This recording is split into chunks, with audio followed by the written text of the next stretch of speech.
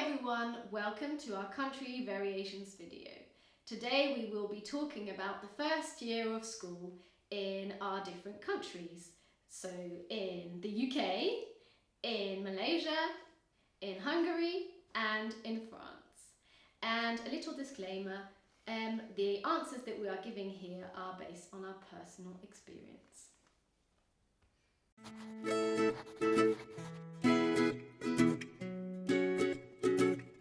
Alright, are you ready to start? Yes. Okay, so question number 1. Do you have a specific term, word for year 1 in your language? Let's start with you, Petra. Well, we just say first year, which is első osztály. Oh, really? But we also, we say osztály is the year group. But it can also mean the class. Those, your classmates that you're in the same room with. Okay. And we also say első osztály or elsős. That's the kid that is in the first year. Okay. Wow. So the word is used to Interesting. mean a lot of different things. Really. Yes. Okay. So in Malay we say darjah satu, but satu means 1. Darjah translates to degree, like a degree Celsius degree. But how we translate to English is we say standard. So we say standard 1. Well, in Malaysia we don't say standard, we say standard. So we say, your kid standard 1 na. So we say standard 1 for standard 1. I love that. I love it. We get points for just the pronunciation. Okay, so this is a bit more complicated in English because we have year 1, but the first year that you're actually in school is called reception. Well, at least in my school it was reception. Okay. Yeah. So it's a bit confusing because year 1 is not your first year in school. Oh, that's true. Oh, that's interesting. Okay. And so in France we call it le CP, which is an abbreviation, which means cours préparatoire, which in English is preparatory course, so class. So it's the class that prepares you to the next. And then we have, for the years after, we have CE, which means cours élémentaire, elementary class. And we have that for 7 years, and after the last 2 years of primary school are called CM, which is cours, I don't know. But it keeps going on like this, so Okay. I think it's quite interesting. But then that prep year is kind of like reception. Yeah, it's very I think similar. so. It's the idea. It's similar to the idea of reception. Okay. Yeah. So, which country has the youngest starting age? Don't you know? hold on. I've got the wrong one. Okay. Okay. UK, and Malaysia. Okay. UK. We start when we're 4 to 5. Okay. Yeah. But you're talking about reception now. Yeah. Yeah. So that's why it makes it now. I think that's the difference. Yeah. Okay. Well, we do have kindergarten years, and that is before standard 1. But the official school, for me, that doesn't count as an official school year. Yeah. So official school year will be standard 1, which is 7. Wow. For us, it's 6 or 7, depending on when you're born within your year group. Okay. For us, it would typically be 6, or you are turning 6 in the year. Okay. Yeah, and if you're really late starting, then you'll be 7. But most of the time, you're 6, or you will turn 6. Yeah, for us it's the year that you turn 5, and because reception is actually part of the actual school, it's not in a kindergarten. It's considered as the first It's year. in the school. Oh, I didn't It's like you think have about the that. infants, and that's reception to year 2, It's crazy. and so you start at Wow. the year you turn 5, the academic year you turn 5. Yeah. my. Which country teaches the most subjects in year 1? That is very difficult. I don't know I don't even anything know. about the other 3. Oh, I can't even remember how many we got taught in oh, interesting. So 3 Malaysia. Well, yeah, I France. think we have a very negative preconception about Asian Asian education countries. system. Yes, but the most amount of subjects I wouldn't have thought. I would have thought that they maybe had specific subjects that they focused a lot on, but I don't know. Maybe I'm wrong. So tell us, Naomi, how many subjects? Okay, to be fair, this is a bit difficult because I was in a Chinese primary school, so we have way more subjects than the other school. Yeah, so I had 7 as first year. Most of the time we would have 5 because this is the funny thing. We count language as one and language writing as another. Okay, yeah. Yeah, but only for Malay and Mandarin. Not for English. English is one subject on its own. Yeah. And then we have, I don't know what you call that. Geography, yes. Geography. Geography, history, math, science, and then... We have history. Yeah, Yes, in your yes, first year, yes. so do we. I'm pretty sure we have more. In my mind, I'm pretty sure we had history. And then language, the 3 languages. So actually, no, I do have 8. But I'm pretty sure we have 10 at Okay. least because Oh my god. no, hang on. I'm trying to think. But like we This is have surprising. we have maths, history, Okay. geography, science. We have French, but it's divided in several classes, so that would. But then when you move on, it would be several. But you have, for example, French. You have French reading. You have French writing. You have French Okay. spelling, things like that. But okay, French will just count as one. Okay, then I But count that then as you one. have also PE. Oh, Music, I guess. You have music. You have Art. English. You have arts. this is It's a very difficult, Asian right? thing. The reason why I remember that many subjects is because that's the many subjects that we would have to take exams for. We have to take when we 30 prep. for the exams. Yeah, That's so right. we don't have to take exams for art, PE. Well, PE we have tests, but it's not like the major one, which means we don't need to depend on it to get to a better high school, if you know what I mean. What? Wait. We're not talking about year 1 anymore. We No, skip- no. You have exams in No, year 1 that we count skipped- towards which school you go talking to. about the exams. that you have to Exactly. take, yeah. But yes, so we do have 10 subjects then, including everything you've said with 3 Yeah. languages. So yeah, around Okay. 10. Okay, so we were kind of right then, because I don't really know how many subjects we have. We have very few subjects for the first year. So we have reading, we have writing, we have counting, and then we have PE, art, and music. And that's it.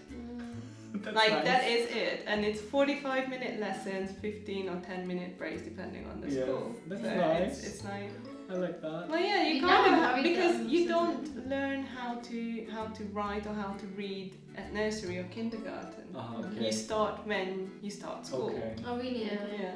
So Okay. they don't have anything like that in nursery. I get it. Okay. I'm trying to think what subjects we have in reception, but we definitely have like phonetics and reading and writing and maths. I have a feeling in the end we might have the same amount of Yeah. I think subjects, so but they're too. split into different ways. Yeah, I think Yeah. it's. I think they're not like so. This is the subject Yeah. because I think that happens maybe in year 1, but not in reception. Mm-hmm. I know that in the first year of school, like maths is also, like you said, it's like that it's split into different classes as well. Yeah. And But I realized that yours more Language focused as well. on the skill. Ours seems to be more focused on like the actual like an actual subject. Because yours like counting, phonetics, but we're like science and history. But then again, my standard 1 has been so many years before me. Same. I'm like struggling to Yeah, remember. don't Yeah, I blame was me if gonna I get it say, wrong. correct us if we're saying it. Yeah. Yeah, please do. Because our memories are a little bit We're Been a all while. Been a while. okay. Alright, next question. So, which country has the longest school hours? In the first year, right? In the first year. Oh, Well, in reception for you. Reception. Yeah. Yeah. So the first year when children start school. Okay, France, UK, Malaysia. Well, now I really question it because Nelvin chose the UK. I know it's not the UK, but I was wondering also how it looks for you two. I don't know actually. Okay, France, tell us. So, a typical day in the first year of school in France would be you start usually at 8 and you finish at 4:30. Some schools finish at In 5. primary school. Plus 4. Yes, in primary school. But you don't have lessons all day, right? You have some You playtime have too. 2 breaks that are, I think, half an hour to an hour, something like that. And then you have a lunch break, which is an hour to 2 hours, depending on the school. That is way longer than I expected when I picked it. Yes. Okay, so for us, we start at 8 as well. Okay. But we have a very similar system to the German one, which means that kids in the first few years of primary school can go home after lunch or they can go home at the end of the day. But we only have lessons until lunchtime, so Really? the first year of school is usually around 5 lessons a day, so we finish around 1. And then we have lunch, or like you can choose to have lunch at school or go home for lunch, and or you can have lunch and then go home, or you can stay there, and it's usually playtime in the first year or very little working on homework, and then your parents can pick you up when they finish at work, like 4:30ish. Well, But we have a different teacher for that. until 6 or 6:30. Oh my god. Because then it's for parents Poor who can't pick French their children children. up. Yeah. That's why they're so tired all the time. Okay, well, Malaysia is, we have 2 sessions in a day, so we have a morning class and afternoon class. Therefore, we cannot have more than 5 hours, I think. So we start around 8, 7:45-ish, until the morning class ends at 1:05, around there. Exactly. Yes. 1:05. Yes, we have very specific timing. And then the afternoon class is until 6:30-ish.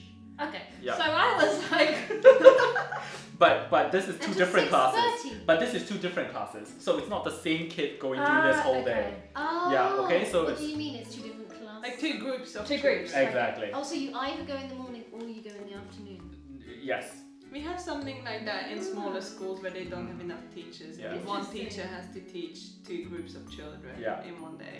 Unless you're in express class where you're like this really smart kid or something, then you will have like 2 more hours until 3 p.m.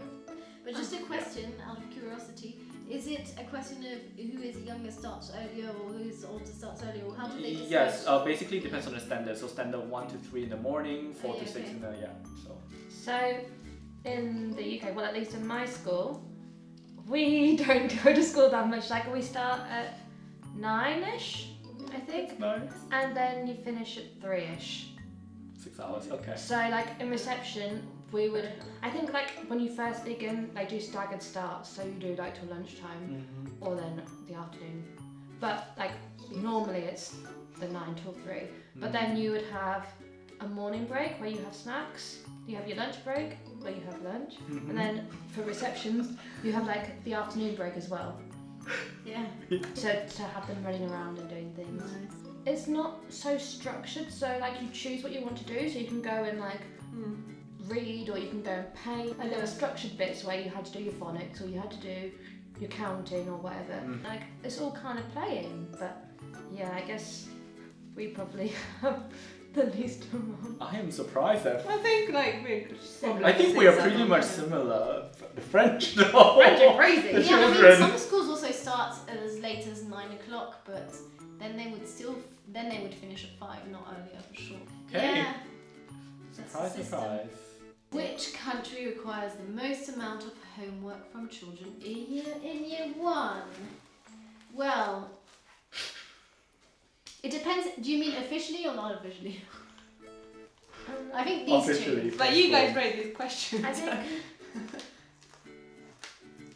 Okay.